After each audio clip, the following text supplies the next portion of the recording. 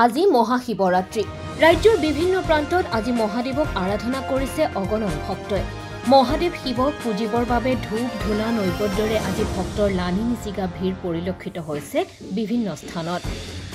এই দৃশ্য বজালিৰ জালিখাটাস্থিত কলিবাৰী শিৱ মন্দিৰতো আজিৰে পৰা 5 দিনীয়াকৈ আয়োজন কৰা হৈছে মহাশিৱৰাত্ৰি পূজা। পূজাৰ বাবে এই মন্দিৰলৈ আজি পুৱাৰে পৰা দেখিবলৈ পোৱা গৈছে অগণন ভক্তৰ লানি নিচিগা ভিৰ। সকলোৱে নিজৰ লগতে পৰিয়ালৰ মংগলৰ বাবে আজি আৰাধনা কৰিছেহি দেৱাদিদেৱ মহাদেৱক। এতিয়া আমি আপোনালোকক লৈ যাব বিচাৰিছো বজালিৰ কলিবাৰীৰ শিৱ মন্দিৰৰ প্ৰাংগণত। আমাৰ সাংবাদিক হিৰণ্য কলিতা উপস্থিত আছে হিৰণ্য কলিতাৰ ওচৰলৈ।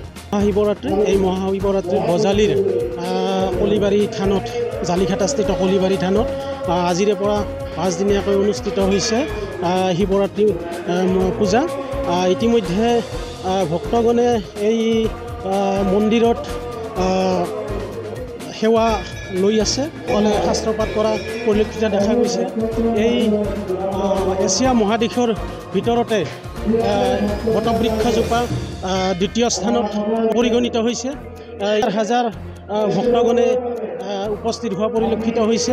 তেওঁলোকে এটা আধ্যাত্মিক পৰিৱেশৰ মাজত আহি সেৱা লোৱা। নামনি অসমৰ বিভিন্ন ঠাইৰ পৰা ভক্তসকল আহিছে। ইয়াত চাকি বন্তি লগাইছে, ধূপ ধূনাৰে মহাদেৱ শিৱক আৰাধনা কৰা পৰিলক্ষিত হৈছে। এনেদৰে এই কলিবাৰী থানত দেশৰ ভিতৰতে ভাৰতবৰ্ষৰ বিভিন্ন প্ৰান্তৰ পৰা ভক্তসকল আহি এই গছজোপা পৰিদৰ্শন কৰা পৰিলক্ষিত হৈছে। এই কমিটিৰ বিষয়ববীয়াসকল আছে, তেওঁলোকৰ পৰা মই জানিম। দাদা, কেনেকৈ পূজাভাগ আপোনালোকে অনুষ্ঠিত কৰিছে আৰু কেইদিনীয়াকৈ ইয়াতে অনুষ্ঠিত হ'ব? হয়, এইবাৰ আমাৰ ইয়াত 92 সংখ্যক দক্ষিণ বজালী সভা মহোৎসৱ। আমি 5 দিনীয়াকৈ এই সভা মহোৎসৱ উদযাপন কৰিবলৈ লৈছোঁ। ধৰ্মীয় ৰীতি নীতিৰে আমাৰ পৰম্পৰা অনুযায়ী আমাৰ ইয়াত 5 দিনীয়াকৈ সভা মহোৎসৱ চলি আহিছে আৰু এইবেলিও আমি 5 দিনীয়াকৈ উদযাপন কৰিবলৈ লৈছোঁ। ইয়াত আমি বিভিন্ন কাৰ্যসূচী ৰাখিছোঁ। আমি শৈক্ষিক দিশত বিশেষ গুৰুত্ব দিছোঁ। আমি শৈক্ষিক দিশত বিভিন্ন প্ৰতিযোগিতা পাতিছোঁ। আমি ধৰ্মীয় দিশতো বিভিন্ন ধৰণৰ প্ৰতিযোগিতা ইয়াত আমি পাতিছোঁ। আমাৰ ইয়াত সাংস্কৃতিক দিশত বিভিন্ন গায়কে গীত পৰিৱেশন কৰিব। ইয়াত ঢুলীয়া থাকিব, ওজাপালি থাকিব, ইয়াত আমাৰ নাটক হ'ব। ইয়াত গতিকে বিভিন্ন অনুষ্ঠান প্ৰতিষ্ঠান ইয়াত হ'ব। আমাৰ ৰাইজে এই থানখন সুন্দৰভাৱে পৰিচালনা কৰি আছে। আমাৰ লক্ষ্য হ'ল এই থানখন, এই গছডালক আমি বিশ্বৰ দৰবাৰত প্ৰতিষ্ঠা কৰা। আমাৰ উদ্দেশ্য হ'ল আমি এই সমাজখনক আধ্যাত্মিক দিশত একাত্ম কৰি আমি যাতে শৃংখলাবদ্ধ সমাজ এখন আমি চলি থাকিব পাৰোঁ, তাৰ চিন্তা চৰ্চা কৰি আমি এই থানখনক বা সেই উদ্দেশ্যে আমি ইয়াত পূজাভাগ কৰি আছোঁ। গতিকে আমাৰ ৰাইজৰ ফালৰ পৰা এই গছডালক সংৰক্ষণৰ কাৰণে আমি যথেষ্টখিনি কৰিছে ইয়াত ৰাইজে। কিন্তু আমি এই চেগতে আপোনালোকৰ জৰিয়তে অসম চৰকাৰক, বিশেষকৈ অসম চৰকাৰৰ মাননীয় মুখ্যমন্ত্ৰী মহোদয়ক আমি আহ্বান জনাইছোঁ, তেখেতক আমি নিমন্ত্ৰণো কৰিছোঁ। তেখেতে আহি এই গছডাল চাওক। গতিকে আমাৰ এই গছডালো যাতে তেখেতে বিশ্বৰ দৰবাৰত প্ৰতিষ্ঠা কৰে। আজি এছিয়াৰ 2য় বৃহৎ বৃক্ষ। আৰু আপোনালোকে আজি যেতিয়া অসমৰ ৰাইজে আপোনালোকে গুগলত চাৰ্চ কৰি চাব, আমাৰ এই গছডালৰ যিমান ডাঙৰ পৰিসৰ বা ইয়াৰ মূল যিটো গা গছ, এই এনেকুৱা গা গছ বা এনেকুৱা পৃথিৱীত ক'তো নাই। গতিকে আমি মুখ্যমন্ত্ৰী মহোদয়ক এই চেগতে বিনম্ৰভাৱে অনুৰোধ জনাইছে, তেখেতে আহক, গাছডাল চাওক আৰু বিশ্বৰ দৰবাৰত প্ৰতিষ্ঠা কৰাৰ কাৰণে তেখেতে চেষ্টা কৰক।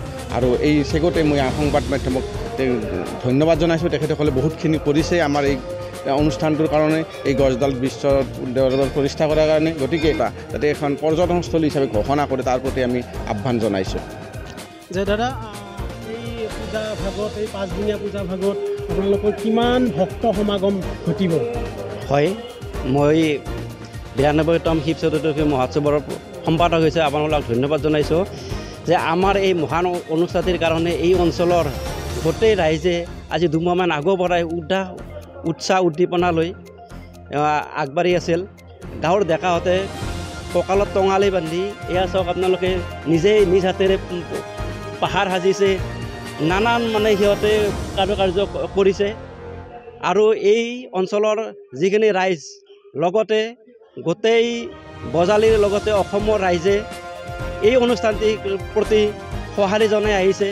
আজিও এই আমি ৰাইজৰ কাৰণে প্ৰায় 1.5 লক্ষ অধিক লোকৰ কাৰণে আমি খিচিৰি ভোগৰ যোগাৰ কৰিছোঁ আৰু সেই সঁহাৰি বৰ্তমানলৈকে আমি পাইছোঁ।